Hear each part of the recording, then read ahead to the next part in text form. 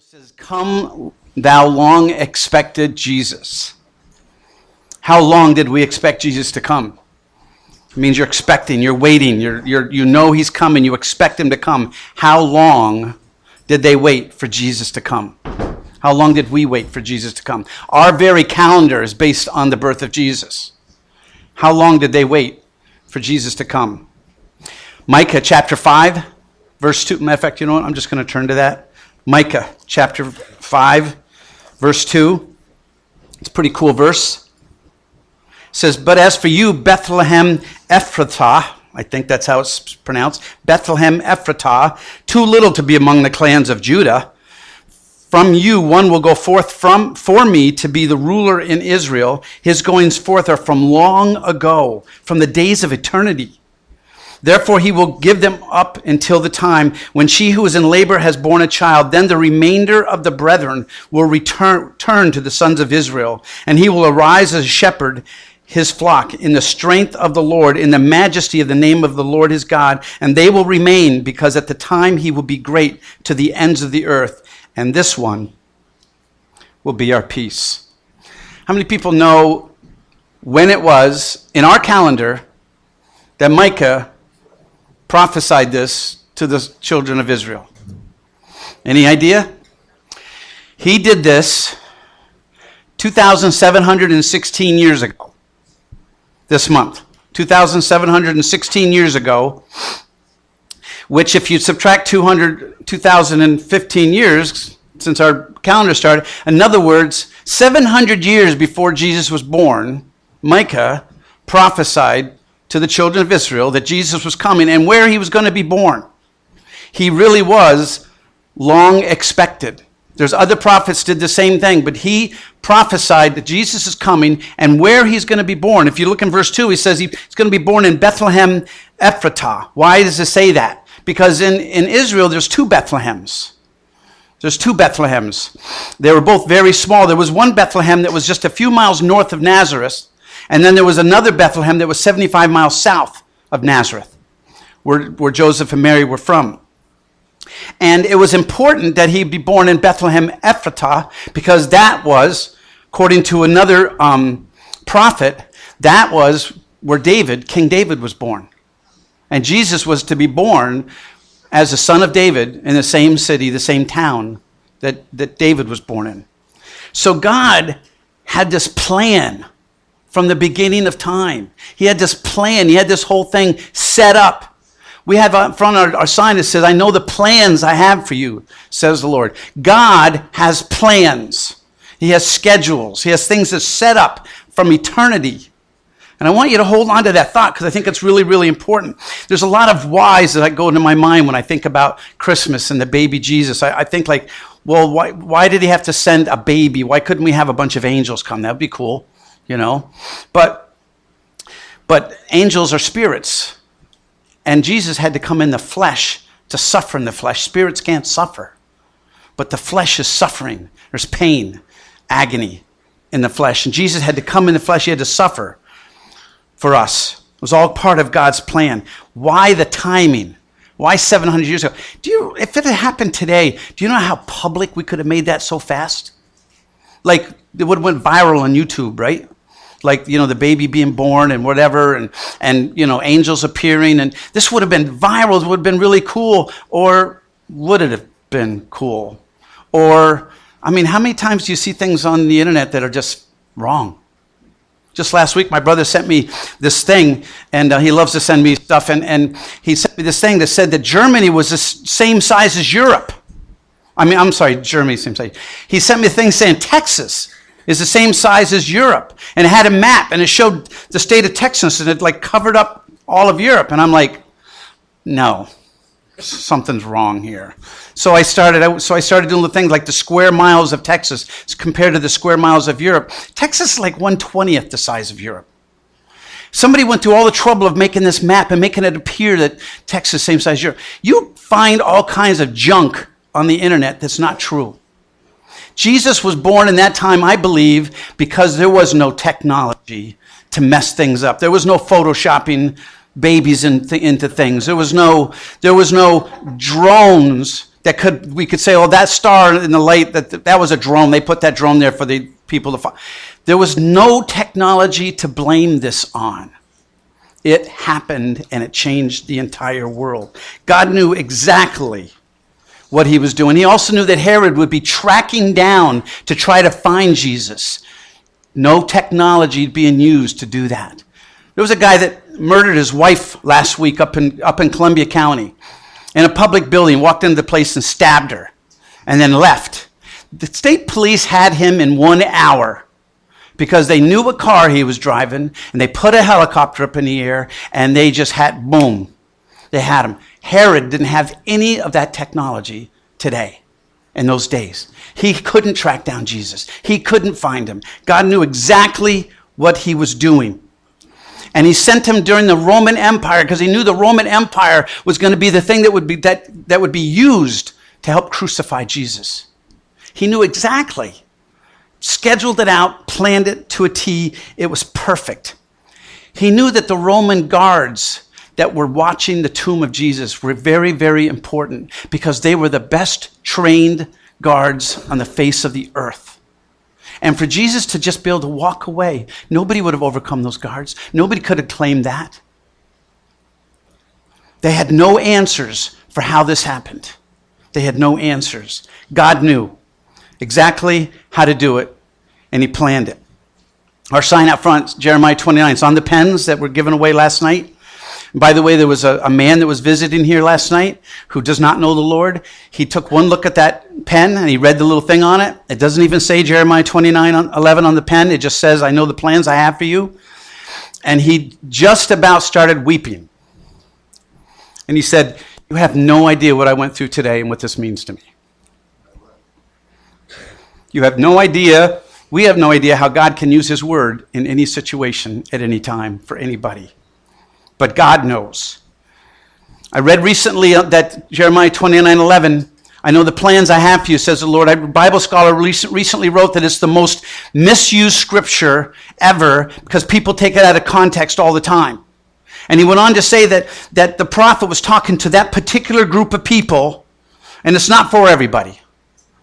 So my response was wrote him back. Really? So God doesn't have a plan for my life? So he doesn't have a good plan for my life? You mean I am here by accident? No. You see, God spoke it to them, but it's for everybody.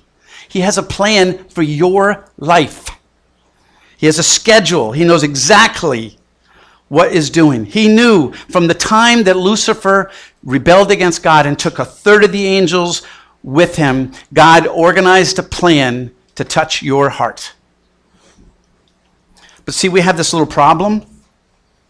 These little hippies arrived on the scene last night. They came to visit us. And the hippie generation is like, you don't organize anything. You just let it happen. You just we just let things happen. We just go through life one day at a time. And if you're still a hippie, you're still smoking weed, doing this. But, you just don't, you just let everything happen one day at a time. Right? And so life just happens. And there's no plan, and there's no purpose, and there's no schedule to it. I talked to a prophetic guy one time, and I asked him what he had planned that God had given him for an event that we were going to. He goes, never get anything ahead of time. It's not of the Spirit if it's ahead of time. Can't be of ahead of time. You got to have it on the spot. It's got to be spontaneous. I was like, well, that's really funny because almost every prophet that I read in the Old Testament, God spoke to him, said, I want you to go here, and I want you to say such and such, and it takes him 3 weeks to get there. He said to Jonah, I want you to go over to Nineveh and I want you to say such and such. And Jonah was like, I don't want to say that.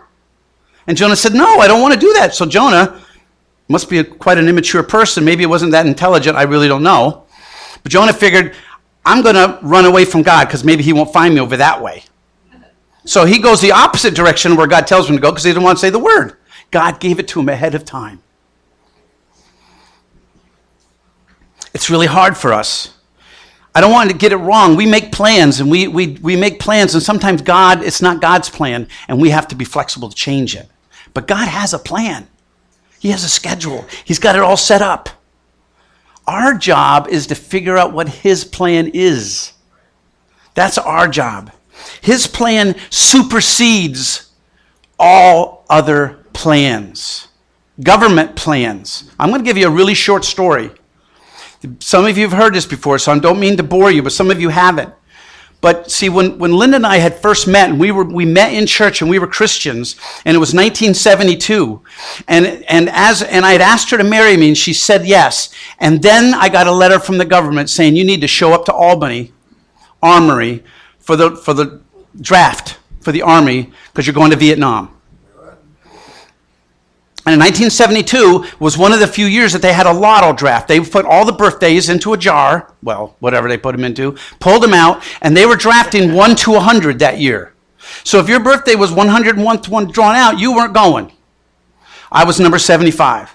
Report. I get in a bus with 50 other guys who go there. There's 4 or 5 other bus loads up there. There's 200 guys up there. We spend the entire day going through one test after another, hearing, sight, blah, blah, blah, all this stuff. I had already had a knee surgery. I showed them the papers. They're like, does it work? Yeah, it works. Well, too bad.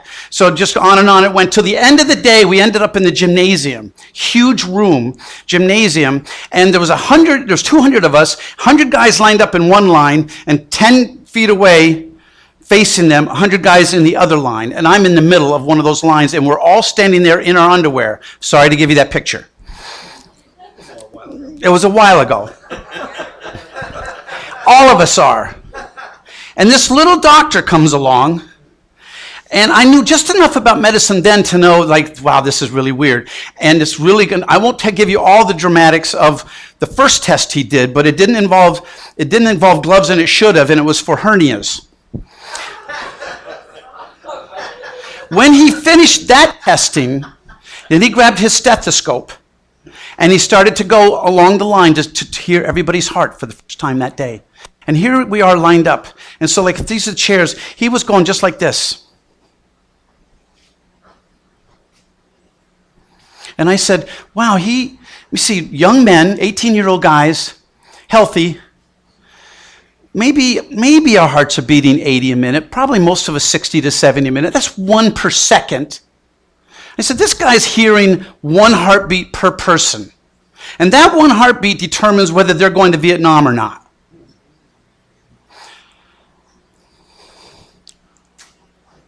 I had already had three of my friends come back from Vietnam in coffins.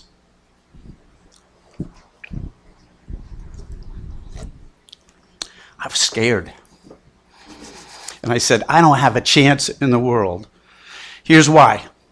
My entire life up to that point in high school was playing sports. I played 3 sports every year. I couldn't get on the baseball team, but I played golf in the spring, but I played football in the fall and basketball. And in my high school, every time you had a sport, you had to get a physical. So I got physical 3 times a year to play sports. And the doctors, note, yes, he can play. Never had anything wrong with me, ever. So I'm like, I'm doomed. I'm going to Vietnam. I'm going to get killed. So, I was scared. So here I am. I'm right here. I'm right there. And here comes the doctor.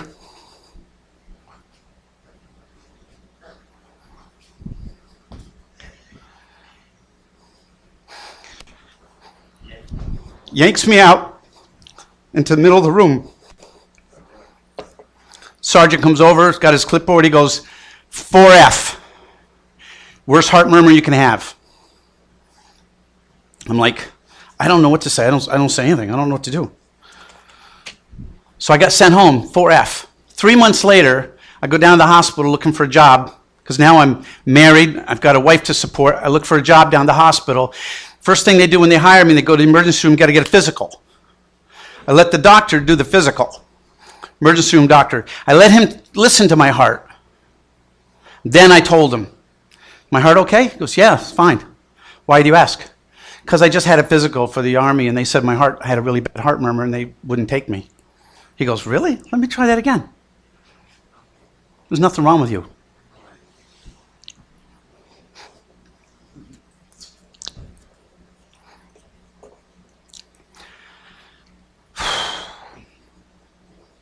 God's plans supersedes the U.S. government's plans for my life.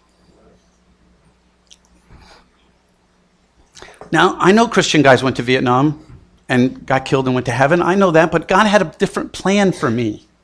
See? He had something else in mind for me. And what I'm trying to get across to you today is that I am not special. Everybody has a plan for God for your life. For your life. Jacob, for your life. God has a plan for you. He's got a schedule. He's got it all figured out. Every one of us. But see, you know what we do? We go to work. You know, and for those of you that don't like to be organized and have schedules, I think it's pretty much important that you follow your boss's schedule, otherwise you don't get a paycheck, right? So we do that one, but then we come home and then we're tired, and then we just simply live. We just simply let go and just do the little amount as possible. If you have kids, that's a lot more than I have to do as possible. But you just simply live. And we're not seeking to find out what God's plan is for our life, because he had a plan for you for after work. It might have been to rest. It might have been to take your wife to the movies. It might have been to open up the Bible. It might have been to do some other things that he has planned for you. See, God tells us generally what to do. He says, go and make disciples. He says, you need to serve. You need to encourage other people. He tells you what not to do. Don't lie. Don't steal. You know, but he's got a specific plan for you. We're following the general rules. But he's got a specific plan for you. Ecclesiastes says there is a time for you to sow and a time to reap. There's a time for these things. Farmers don't sit around saying, that's Christmas, I don't have anything to do right now. I think I'll plant the garden. Because it would be the wrong time to do that. So my burden today that I'm going to leave with you is that just as God had a plan and a schedule of when to bring Jesus into this world, and his plan worked fantastic. Our whole calendar is based on the birth of Jesus. The world was turned upside down without YouTube's help. It worked great. But just as God had a plan for that, he's got one for you. And I don't want to see any person here, that's my burden. I don't want to see any person here today miss that plan. Not look for God's schedule for their life. What does God want me to do today? What does he want me to do tomorrow? What does he want me to do next month? Seek it, because he's got one. Errol shot a 162 bowling the other day. God's got way greater plans than even that for you, Errol. Way greater plans. He's got a plan. You're sitting here thinking, no, I'm insignificant. You've got a calling, David. You've got a call in your life. No, everybody has a calling. Everybody has a calling. Just start sowing the seeds of God's kingdom in your life now and find out what it is. Let's go back.